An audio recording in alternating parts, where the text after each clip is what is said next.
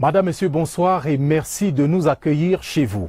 Dans l'actualité ce soir, l'Église catholique célèbre la montée au ciel de la Vierge Marie. Credo à Yaoundé, la capitale, au pied du mémorial Monseigneur Jean Zoa, béni ce jour par l'archevêque métropolitain Envolier, et écho des messages délivrés dans les régions dans ce journal. Aménagement urbain, ces travaux d'Hercule qui ont changé le visage de nos villes ces 10 dernières années. Visite de quelques chantiers majeurs dans le 20h30. Et puis en sport, football, après la victoire à Malabo, la gloire à Yaoundé pour les Lions cadets. Les vainqueurs du tournoi de l'UNIFAC 2018 ont été reçus ce jour par le ministre de l'Éducation, par le ministre des Sports et de l'Éducation physique, Bidung Pat. Les images du triomphe vers la fin de cette édition.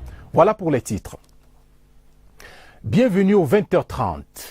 L'Église catholique universelle a célébré aujourd'hui la solennité de l'Assomption. À la basilique Marie, reine des apôtres de Mvolier, l'archevêque métropolitain de Yaoundé qui présidait l'Eucharistie a béni le mémorial Monseigneur Jean Zoa. Monseigneur Jean Barga demande aux fidèles de faire de ce milieu un cadre de dévotion spirituelle. Pierre Bihinan Barga. Il s'appelle Monseigneur Jean Zoa. Il est le deuxième archevêque métropolitain de Yaoundé. 20 ans après sa mort, l'église qui est à Yaoundé se souvient du dignitaire.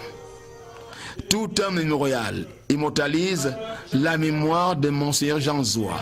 Monseigneur Jean Zoa est fils de la Vierge Marie. Et il a voulu rendre honneur à celle qui a été choisie par les missionnaires palotins, reine des apôtres patrons du Cameroun. Il a voulu lui rendre honneur dans notre pays en lui construisant cette belle et grande basilique. Et le voici honoré ici, au flanc de cette basilique, afin que nous puissions faire le lien que notre Église vit de l'intercession de la Vierge Marie. Et par amour pour elle, il faut faire les plus grandes belles œuvres pour l'honorer. Monseigneur Jean Zoa, disciple aimé de Jésus-Christ, ne saurait faire oublier la mère de son maître, Marie. La basilique, Marie reine des apôtres d'Envolier, vit des moments fastes spirituels, les moments de l'Assomption. La perpétuation d'un ancêtre dans la foi comme Monseigneur Jean Zoa est aussi une marque de consolidation de cette foi dans l'aujourd'hui de notre temps. Et pour notre génération, l'Église continue, l'archidiocèse continue, survivra et grâce aux prières de la mère au ciel et de son fils à côté, Monseigneur Jean Zoa. Monseigneur Jean Barga, pour la survie de l'Église, revient à l'ancienne catéchèse. Pour une Église en mouvement continu, il faut apprendre à respecter Dieu. La fête est passée, de beaux souvenirs ensemble. Ce qu'il y a à retenir pour Monseigneur Jean Barga, c'est que Dieu nous regarde. Il faut faire sa volonté. Ainsi soit-il. Toujours à Yaoundé, cette fois à la cathédrale Notre-Dame des Victoires, l'abbé recteur François-Xavier Olomon a appelé les femmes à plus de responsabilité, de dignité et de fierté, à l'image de la Vierge Marie. Les détails dans ce reportage de Napoléon Bonaparte Besson. La cathédrale Notre-Dame des Victoires célèbre l'Assomption sous fond d'éloges et de conseils à la gente féminine. Je voudrais que chaque personne de cette église, merci à maman, merci maman, en cela nous disons. Merci maman. L'officiant du jour n'a pas manqué de métaphores pour apprécier les vertus de nos filles, nos sœurs, nos épouses et nos mères, pleines de grâce comme Marie, mère de Jésus. La Vierge en tant que mère s'est retrouvée dans la gloire de son fils parce qu'elle a accepté d'être mère. Alors nous invitons toutes les femmes à accepter leur rôle de femme et leur rôle de mère. Cette catégorie humaine, en tant que source de vie terrestre, devrait se sentir honorée. Restez dignes en dépit des difficultés de tous ordres. Vous êtes des reines, Soyez des modèles calqués à l'image de Marie, dira l'abbé François-Xavier Olomo. Une litanie d'enseignement et de mise en valeur qui invite les épouses et les enfants à respecter leurs épouses et leurs mères comme Joseph et Marie l'ont fait. Ce grand moment d'adoration sera l'occasion pour les pauvres pécheurs d'entrer dans la méditation, la confession, la pénitence et la repentance par le canal de la Sainte Vierge. Une quête spéciale sera d'ailleurs ouverte à la Reine des Apôtres, question de poursuivre la construction du temple en chantier. Cap sur Bamenda maintenant, les fidèles catholiques ont été appelés à prier pour la paix et à rester des artisans de paix. Message de l'abbé Tatamboui lors de la célébration de l'Assomption en la cathédrale de Bamenda. Faisons le point avec Adrien Takoufo de CRTV Nord-Ouest. De Jésus au ciel est un véritable moment de communion entre les fidèles de la cathédrale de Bamenda. Les femmes en particulier sont très attachées à Marie, qu'elles considèrent comme un modèle. Je suis très fière aujourd'hui de prendre part dans la fête de notre maman qui est la maman de notre Sauveur. Et la maman de mon Sauveur, c'est toute une histoire à célébrer. Au cours de la célébration, le sermon de l'abbé Tatamboui, message des deux évêques de la cathédrale de Bamenda aux fidèles, était centré sur la paix à l'heure où la région du Nord-Ouest passe par des moments de détresse et de tourment. Quand nous célébrons l'Assomption de notre maman, il faudra vraiment qu'on prie pour la paix. Elle est la reine de la paix et on a besoin de cette paix. On a besoin maintenant d'une cesseur de feu. Quoi que ce soit, il faut que les gens soient toujours d'abord en paix et puis on commence à discuter. Et pour que cette paix, tant souhaitée, soit effective, la violence doit être bannie des habitudes, selon l'abbé Tatamboui. Que chacun de nous ne pense pas à venger, ne pense pas à aussi de créer des désordres. Parce que la violence et la violence créent toujours la violence. Il faut qu'à un moment, on s'arrête et on dit où allons-nous? Qu'est-ce que nous voulons? Le prélat a également invité les fidèles à prier pour tous ceux qui souffrent à cause de la crise, afin qu'ils gardent la foi et s'accrochent davantage à Marie, la médiatrice des catholiques, auprès de Dieu. La paroisse Saint-Albert-le-Grand de Tamcha à Bafoussam s'est enrichie d'une trentaine de nouveaux membres consacrés par le sacrement du baptême. Un office religieux au cours duquel le célébrant l'abbé Noël de Feutala a salué l'humilité légendaire de Marie, reine de la paix. Reportage Sylvestre Jack, CRTV Ouest. Jour de solennité, jour d'action de grâce à la paroisse Saint-Albert-le-Grand de Tamja à Bafoussam. La communauté chrétienne s'est enrichie d'une trentaine de membres, dont la moitié est catéchumène. La Vierge Marie, elle est un exemple. En tant que mère, en tant que celle qui a sacrifié sa jeunesse, toute sa vie pour suivre le Seigneur. Entourés de toute la communauté de fidèles, ils se sont abreuvés à la source de la parole. Une parole sainte qui met la mère du Christ en lumière. Le célébrant leur a demandé de suivre l'exemple de la sainte patronne du Cameroun en épousant ses vertus. Son humilité, son oui, un oui légendaire. Depuis qu'elle a dit oui pour être la mère du Sauveur, elle continue à dire oui. Marie justement est aussi la reine de la paix. Raison pour laquelle nous avons insisté pendant cette Eucharistie pour que Marie intercède auprès de son Fils, pour que le monde entier vive dans la paix et spécialement notre pays. Rassasiés de la parole spirituelle, les paroissiens sont repartis avec l'esprit du Magnificat, prêts à imiter la Sainte Vierge Marie. Même son de cloche dans le sud-ouest, la paroisse Saint-Archange de Boyatown. Dans cette paroisse, donc, les fidèles ont été invités à cultiver la paix et l'unité. Stéphane Tala, du Sud-Ouest. L'honneur à la mère de Jésus et la solennité ont caractérisé la fête de l'Assomption au poste Saint-Michel Archange de Boyatown. Les fidèles ont saisi l'occasion pour renouveler leur engagement à émuler l'exemple de la Sainte Vierge Marie. C'est être simple, être humble. C'est l'exemple qui me marque beaucoup en Marie. Être effacée et rester silencieuse toute ma vie. Le célébrant du jour a prêché la paix et la réconciliation. Notre pays traverse des moments difficiles, donc c'est le lieu de renforcer la foi de nos chrétiens. Marie même, qui a trouvé cette place auprès de Dieu, sûrement intercède pour chacun de nous. Et puisque c'est une mère protectrice, elle a l'oreille attentive à tout ce qui se passe dans notre pays. Et si nous sommes sincères dans nos prières, c'est sûr que le Seigneur pourra vraiment faire quelque chose pour nous. Ici, comme dans les autres paroisses, Saint-Antoine de Padoue de Boyatown et Saint-Martin de Bokwango, l'élévation de la Sainte Vierge a été acclamée par de nombreux fidèles, notamment les dames apostoliques et celles du rosaire. Et pour être tout à fait complet sur l'actualité en religion, je vous signale que les premiers pèlerins camerounais sont arrivés à la Mecque. La délégation officielle du Hajj 2018 est conduite par l'ambassadeur du Cameroun en Arabie Saoudite, Iya Tidjani. Notre reporter Ousmanou Sanda est avec les pèlerins. Son reportage. Les pèlerins camerounais en tenue de sacralisation arrivent par bus à la Mecque. Un dispositif mis en place par le Bureau des affaires des pèlerins camerounais assure l'accueil. Un accueil qui va droit au cœur des pèlerins. Vraiment, l'organisation était très parfaite. L'accueil était très agréable. La commission s'est préparée vraiment pour le logement. Ils sont arrivés, étant dans le bus, on nous a remis tous les clés. Ils sont bien hébergés et il y a aussi côté nutrition. Nous sommes bien nourris aussi également. Nous remercions aussi les autorités camerounaises, au premier rang desquelles le chef de l'État qui a facilité toute cette organisation-là. Après avoir déposé leurs valises à l'hôtel, les pèlerins camerounais ont pris la direction de la Kaaba en vue d'effectuer le petit pèlerinage. Nous avons commencé par la Umrah, c'est-à-dire le petit pèlerinage dont nous avons déjà eu à faire les tawaf au niveau de la Kaaba.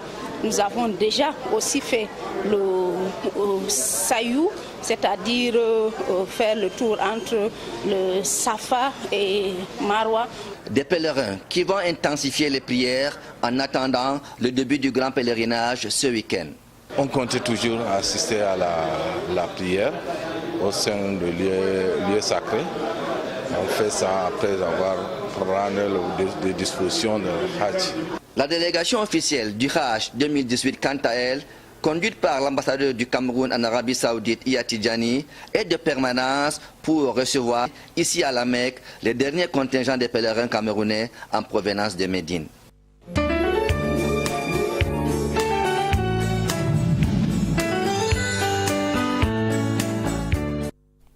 Venons-en à notre série Regards sur le Cameroun. Plusieurs regards ce soir sur l'aménagement urbain. Et nous parlons avant tout du contrat de désendettement et de développement C2D conclu en 2006 entre la France et le Cameroun. Il a permis à ce jour la réalisation de projets d'un montant total de plus de 500 milliards de francs CFA. Bilan des 2 premières années du contrat, des 2 premières phases, en tout cas, du contrat, Rodrigue Bertrand Twino. Les 537 milliards de francs CFA reversés depuis 10 ans par le contrat de désendettement et de développement ont permis, dans le secteur de l'éducation, de recruter 40 000 instituteurs dans la fonction publique, de construire ou de réhabiliter 1500 salles de classe. Dans le secteur de la santé, de former 400 personnels, d'offrir des soins à 19 000 femmes enceintes grâce au chèque santé. Le secteur agricole a été fertilisé à travers la formation de 2000 conseillers agricoles, l'accompagnement de la modernisation de 250 000 exploitations familiales agro-pastorales, la formation de 8 000 jeunes aux métiers agricoles et l'insertion de 2500 autres dans le monde professionnel agricole. L'environnement n'a pas été oublié. 3 250 000 arbres ont été plantés. L'aménagement du territoire a bénéficié des fonds du C2D. Téné, dans les villes d'abord, Yaoundé, 14 km de routes bitumées avec des ouvrages comme l'échangeur de Loncac. À Douala, le financement partiel du pont sur le Vouri et plusieurs travaux d'assainissement.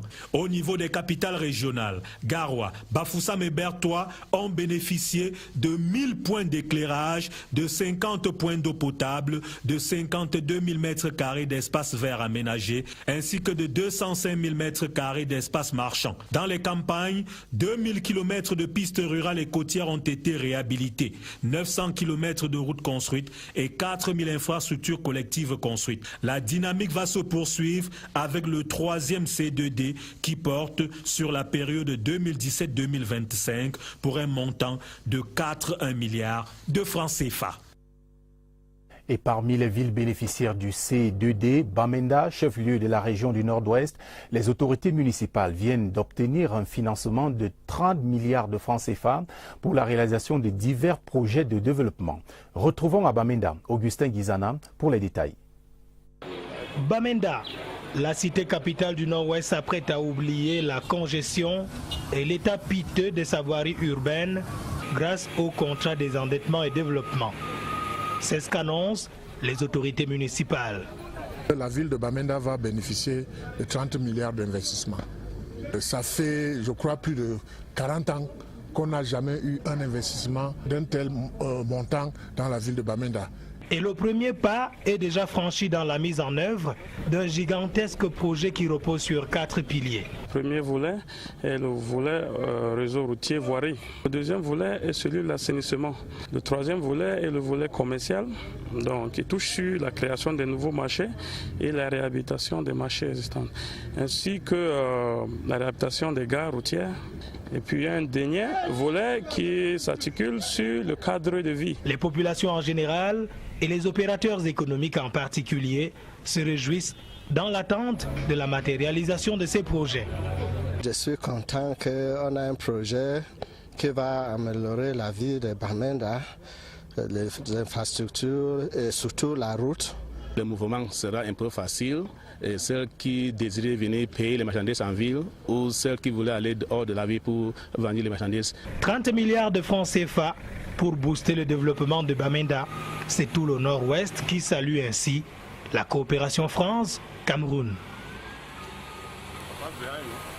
À Bertois, région du Soleil Levant, c'est depuis 2015 seulement que le C2D est entré dans la gestion de la cité. 3 ans plus tard, plusieurs ouvrages ont vu le jour au grand bonheur des populations et d'autres réalisations sont en cours dans le secteur de la voirie urbaine. Confirmation avec Jean du Nord Kemché, de CRTV Est. Au quartier Koumé-Bonis à Bertois, un bâtiment sort de terre comme un champignon.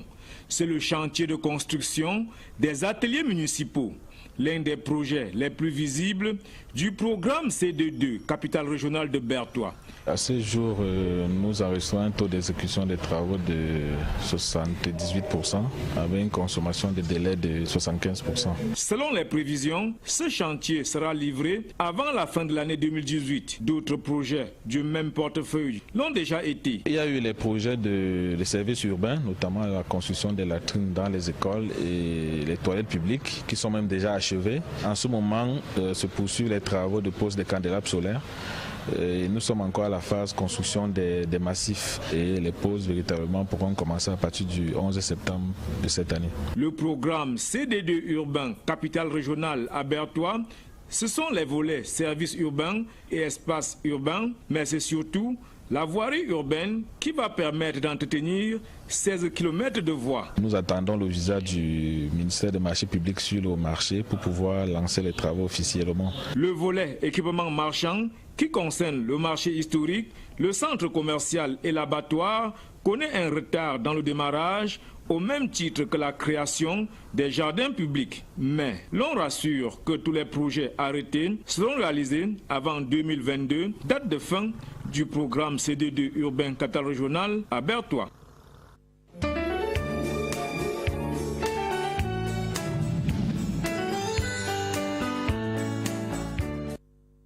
Et cette brève avant de prendre l'actualité politique, sachez que je sois aussi le candidat du SDF, Social Democratic Front, à la présidentielle de 2018, prochaine élection donc, a tenu ce jour une conférence de presse à Douala. Objectif, installer son équipe de campagne et dérouler le contenu de son projet de société. Reparlons de cet assassinat de Sa Majesté Eso Ito Stephen, chef traditionnel des Kondotiti dans le sud-ouest. L'émoi demeure perceptible au sein de la communauté de l'autorité traditionnelle qui condamne cet acte odieux. Je vous propose de suivre dans le reportage de Séverin Alégambélé les réactions de quelques autorités traditionnelles. La disparition brutale du chef Eso Ito, le chef supérieur de la communauté Balondo dans le sud-ouest, localité des Kondotiti, sonne l'au-delà de tous les espoirs portés par les autorités traditionnelles. On le ressent depuis l'annonce de la triste nouvelle. Je pense que tous les actes, surtout difficiles, que les Camerounais se posent les uns contre les autres, vraiment est inadmissible pour l'autorité traditionnelle que nous sommes. Nous occupons une position symbolique. En vérité, nous sommes l'incarnation des communautés que nous représentons dans leur insertion dans la nation. Aujourd'hui, quand il faut qu'en face de nous, on voit surgir des personnes qui utilisent des moyens absolument inappropriés comme l'assassinat pur et simple, en vérité, ce n'est pas des individus qui visent, non. Ils visent des symboles. Pour ces hommes et femmes, garants des traditions ancestrales, on a franchi le pas de l'indécence humaine. C'est un repère moral et civique d'un groupe social qui est ainsi profané.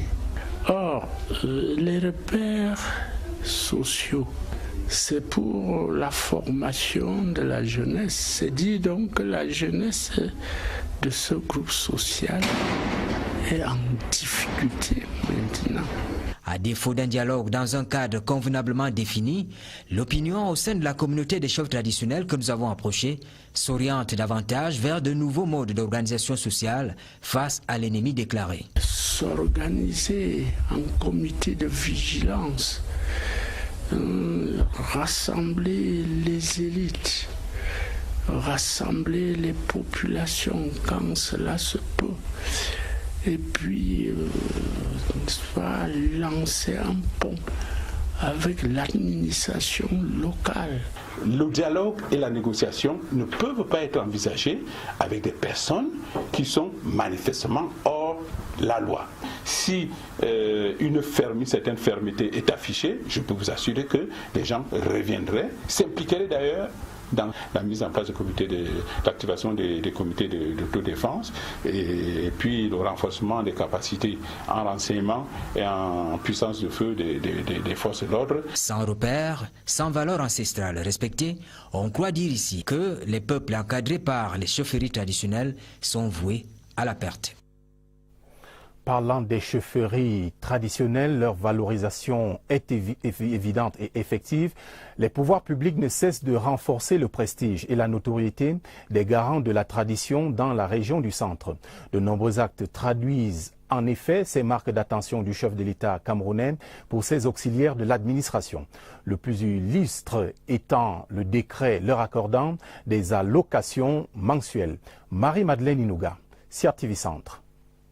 Tous ou presque sont unanimes sur un fait indéniable, la marque de reconnaissance du chef de l'État camerounais pour le rôle essentiel que jouent ses auxiliaires de l'administration. Leur Majesté, les chefs traditionnels de la région, siège des institutions le centre. Plus que jamais, le chef dans la région du centre est en train de retrouver sa notoriété. Le chef de l'État veille personnellement. Le président Paul Biya a en effet signé en septembre 2013 un décret accordant des allocations mensuelles à tous les chefs traditionnels de premier, deuxième et troisième degré. Vous ne pouvez pas imaginer ce que ça fait.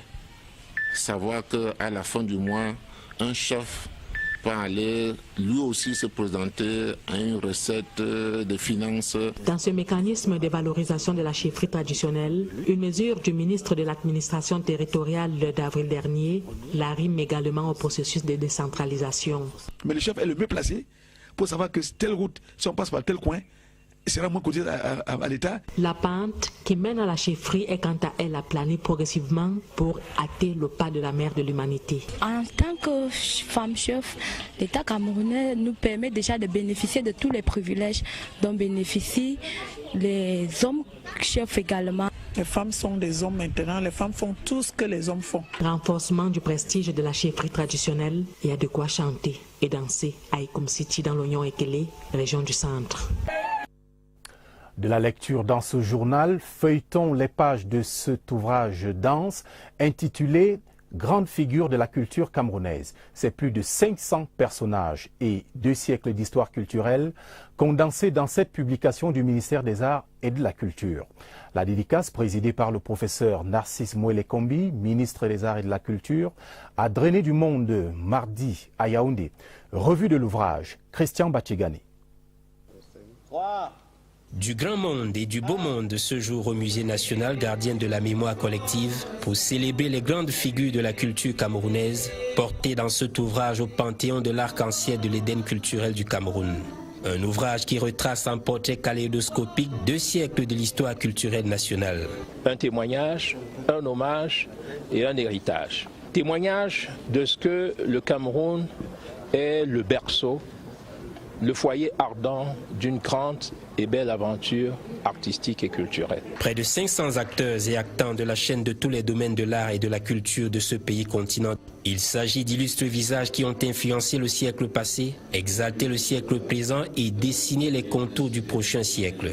On a beaucoup d'artistes, on a des hommes et des femmes de grande valeur. Il faut laisser les traces pour immortaliser un travail qui est fait. Par l'étincelle de leur génie et la magnificence de leurs œuvres qui échappent à l'usure et à la spoliation du temps, ils exaltent le Cameroun par la grandeur de leurs œuvres au cinéma, musique, littérature, art plastique et scriptural. De l'inventaire, de l'identification, de la sauvegarde et de la promotion de la culture camerounaise.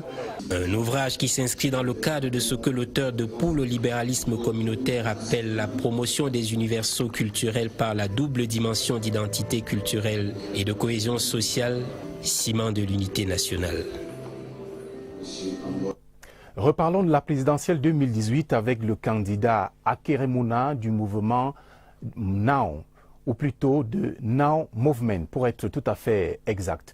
La coalition des partis qu'ils soutiennent s'est réunie à Yaoundé pour finaliser le projet d'une nouvelle république porté par l'ancien bâtonnier. Plus de précisions avec Séverin Legambélé. Les lendemains de la publication de la liste des candidats à l'élection présidentielle du 7 octobre, Akeremouna est retenu parmi les 9. Les leaders membres de la plateforme des partis politiques, organisations de la société civile, se mobilisent ici au quartier général du mouvement Now à Yaoundé pour faire des projections sur l'avenir, structurer la campagne électorale en termes de messages et d'idées à véhiculer. Nous avons un défi majeur à relever, remettre à l'endroit de notre pays. La marche pour la nouvelle République repose sur nous. Au sein du mouvement Now, on le dit à haute voix, le moment est venu, le moment du changement. Sans vous tous, les jeunes, les dames, les vieux au Cameroun, faites à quel Le mouvement Now, fondé par l'ancien bâtonnier Akeremouna en octobre 2017, nourrit l'ambition après l'élection présidentielle d'aller aux élections législatives et municipales. Une triste nouvelle dans ce journal, le décès des suites de maladies au centre hospitalier universitaire de Yaoundé du professeur Oumarou Bouba, ancien recteur de l'université de Yaoundé 1 de 2008 à 2013 et de l'université de Yaoundé 2 de 2013 à 2015. L'universitaire a été inhumé cet après-midi au cimetière musulman de Soa à Yaoundé à l'âge de 60 ans. Toutes nos condoléances, les condoléances du 20h30 à la famille du défunt ainsi qu'à la grande famille universitaire. Passons à toute autre chose à présent. Roger Nkododan, président du Parlement panafricain, a été reçu ce jour par le président de l'Assemblée nationale tchadienne.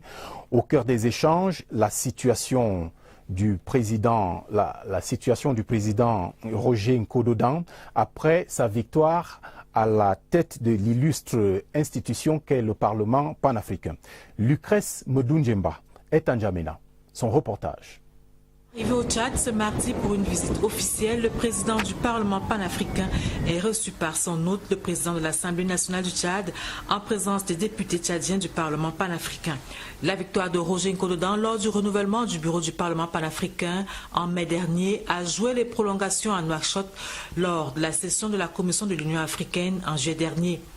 Des soupçons d'irrégularité dans la gestion financière et dans les recrutements au sein de la Chambre ont été évoqués pour soutenir la proposition de la suspension du budget 2019 du Parlement panafricain. Proposition rejetée, mais audit accepté. Des clarifications s'imposaient donc à l'intention du Tchad, dont le soutien n'a jamais fait défaut au président du Parlement panafricain. Il était question de venir expliquer de quoi est-ce qu'il s'agit et de rassurer les autres autorités ici que la collaboration entre le Parlement panafricain et le Parlement du Tchad se porte très bien. Explication bien reçue et soutien réaffirmé au président du Parlement panafricain pour relever les autres défis qui interpellent la Chambre continentale. Nous avons donné des conseils comment il devrait faire pour que le Parlement panafricain devienne vraiment un Parlement législatif comme il a souhaité, surtout dans l'adoption du protocole de Malabo. Et donc pour nous, nous soutenons toujours notre compatriote régional. Autre audience, dans la foulée de ce séjour du président du Parlement panafricain N'Djamena, c'est celle que lui accorde le ministre tchadien des Affaires étrangères et de l'intégration africaine, Mahamad Zen Chérif, au menu des échanges pour faire avancer les dossiers du Parlement panafricain, notamment la ratification des instruments juridiques. N'Djamena au Tchad, Lucrèce Medunjemba, envoyé spécial de la CRTV. Passons en sport à présent pour parler football. Le Cameroun qui gagne était célébré ce mercredi au ministère des Sports et de l'Éducation physique. Prétexte, la présentation du trophée de l'équipe nationale de football des moins de 17 ans, vainqueur du tournoi de l'UNIFAC en Guinée équatoriale. Le reportage à ce sujet de Jean-Cyriac Besseux. Trophées et des distinctions individuelles, c'est la belle moisson présentée au ministre des Sports et de l'Éducation physique ce mercredi d'Assomption par les Lions cadets de retour de l'expédition victorieuse de Guinée équatoriale. En dehors du trophée général du tournoi de l'UNIFAC, remporté avec brio par les poulains de Libi Thomas, le Cameroun s'en tire également avec des titres de souliers d'or, estampillés voués, auteur de 5 réalisations et celui de meilleur joueur attribué à Alioum Moubarak. Face à ce joli tableau peint par les U17, le patron des sports Bidumpat s'est montré séduit dans son discours de circonstance. Il a surtout transmis les félicitations du gouvernement aux héros de Malabo. Des moments chargés d'émotions pour les principaux concernés. La dernière fois nous avons gagné au Cameroun, je pense qu'ils n'ont pas été reçus. Je pense que là c'est quelque chose de fabuleux. Donc je pense que c'est une source de motivation pour la suite. La CAN prévue en Tanzanie en 2019 est le prochain défi qui se dresse sur la route des Lionceaux. Il sera question pour eux de laver l'affront de la dernière CAN au Gabon où ils avaient été éliminés au premier tour. Et on a vécu d'un très mauvais moment au Gabon.